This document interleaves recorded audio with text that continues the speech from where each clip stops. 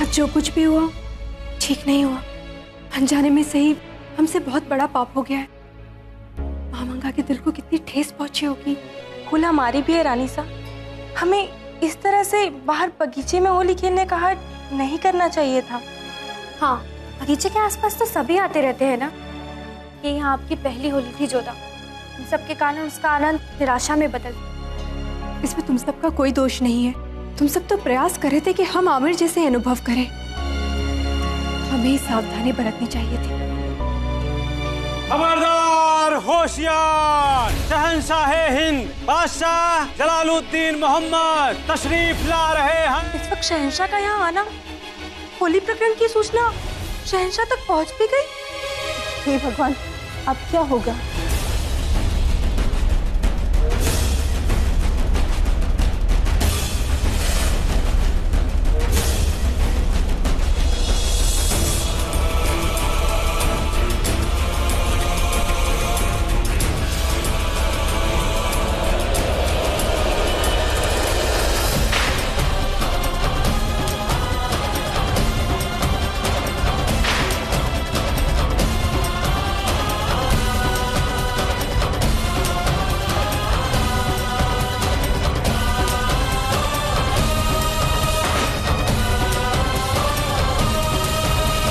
रंगों से खेलने का बहुत शौक है ना आपको, तो खेलिए।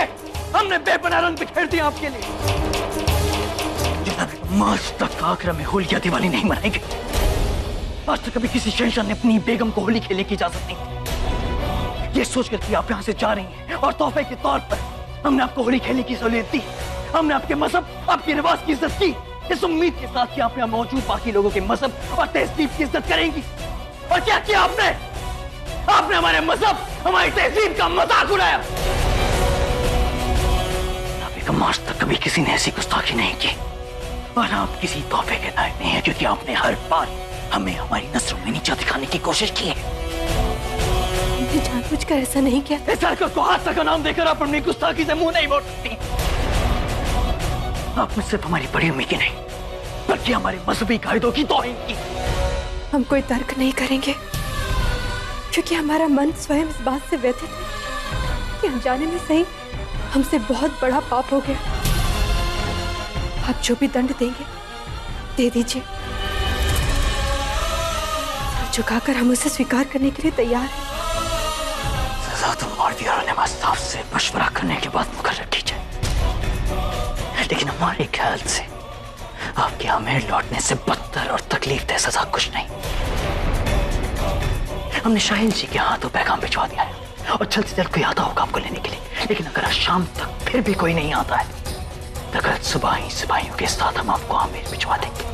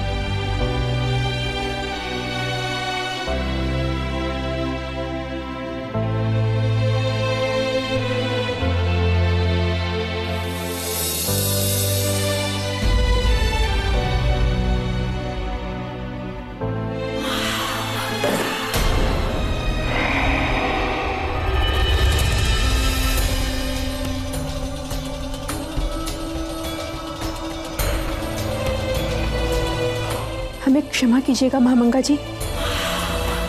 आपके धर्म के विरुद्ध आचरण करने की हमारी कोई मंशा नहीं थी।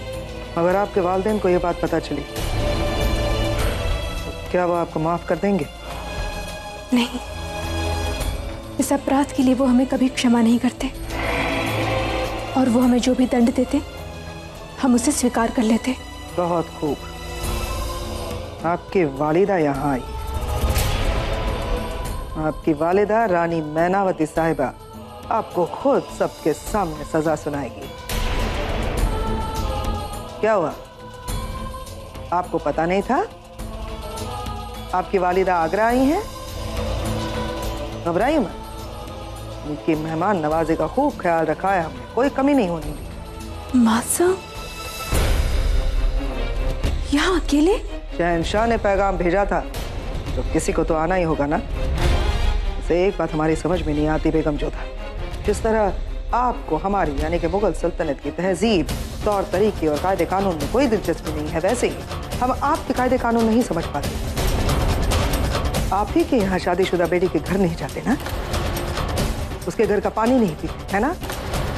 और आज देखिए, आपकी वालिदा अपनी शादीशुदा बेटी को लौटा ले जाने के लिए पहुंच गई है यहाँ पर। लोगों को रंगने का बहुत ज्यादा शौक है आपको। आज शहंशाह और आपकी वालिदा के सामने आपके चेहरे को बेरंग होते हुए देखेंगे हम।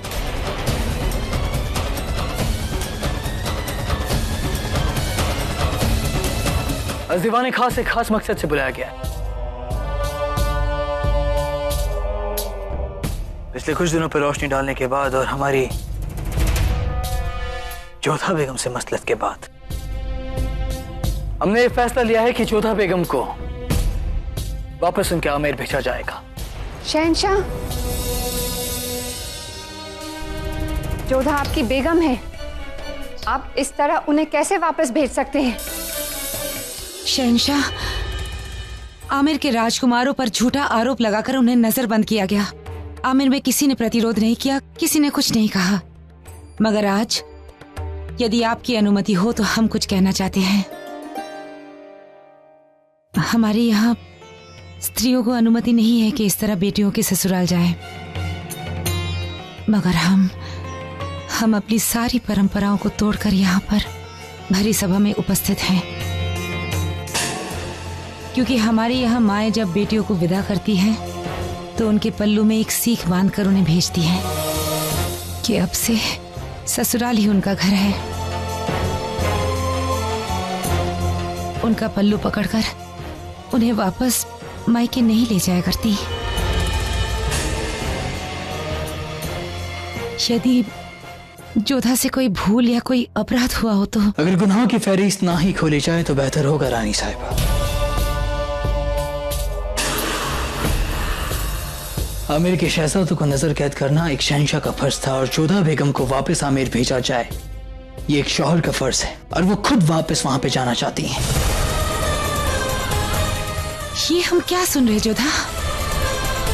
तुम्हारे मन में ऐसी इच्छा आई भी तो कैसे? भूल गई कितना बड़ा मूल्य चुकाया है आमिर ने इस संबंध के लिए।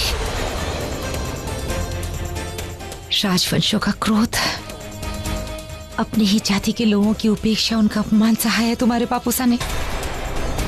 तुम्हारी छोटी बहन सुकन्या के संबंध तक का समझौता किया है हमने इस संबंध के लिए। हम तुम्हारी माँ हैं, मगर ये मत भूलो जोधा कि हमारी 2 बेटियां और भी हैं, और इस संबंध विच्छेद के कारण यदि हमारी उन दोनों बेटियों के संबंध में कोई आंच आए तो ये हमें स्वीकार नहीं। तुम्हारे पापूसा का सर पूरे भारतवर्ष के सामने फिर से झुके, ये हमें स्वीकार नहीं। तुम्हारा अपना बलिदान व्यर्थ जाए, ये हमें स्वीकार नहीं। आमिर पर फिर से कोई आ जाए, ये हमें स्वीकार नहीं। जोधा, पति पत्नी के बीच अनबन होती है, पर इसका ये अर्थ नहीं कि तुम अपने मायके लौट आओ। तुम्हें अपने पति को समझने की आवश्यकता है, उन्हें बदलने की आवश्यकता है।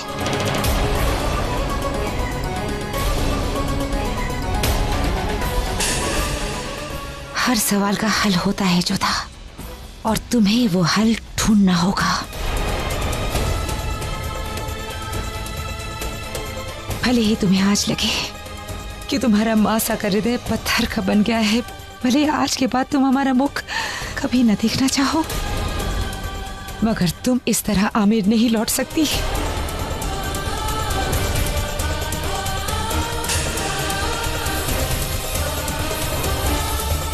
हर तीज त्योहार में हमारे यहाँ बेटी की राह देखी जाती है, मगर वही बेटी अगर परित्यक्ता के रूप में वापस आए तो हम वो राह बंद कर देते हैं। आमिर तुम्हारा मायका था और रहेगा, मगर आगरा ही तुम्हारा घर है। हमारी बेटी की डोली आमिर से उठी थी, हमारी इच्छा है कि उसकी अर्थी आगरा से उठे।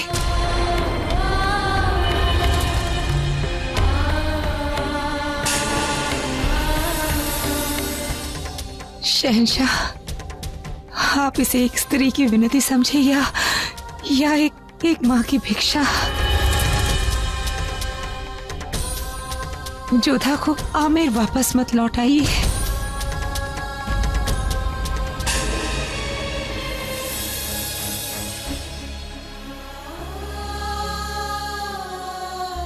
रुक जाइए मासा, आप नहीं चाहती ना कि हम आमिर लौटे? हम नहीं लौटेंगे। हम नहीं चाहते कि हमारे कारण हमारी मासा किसी के सामने गिड़गिड़ाए। और मासा ये मत समझिएगा कि इस निर्णय को लेने के बाद हमारा प्रेम आपके प्रति कम हो जाएगा, बल्कि आज के पश्चात आपका पद और आपकी गरिमा हमारी नजरों में कई गुना ऊंची हो गई है।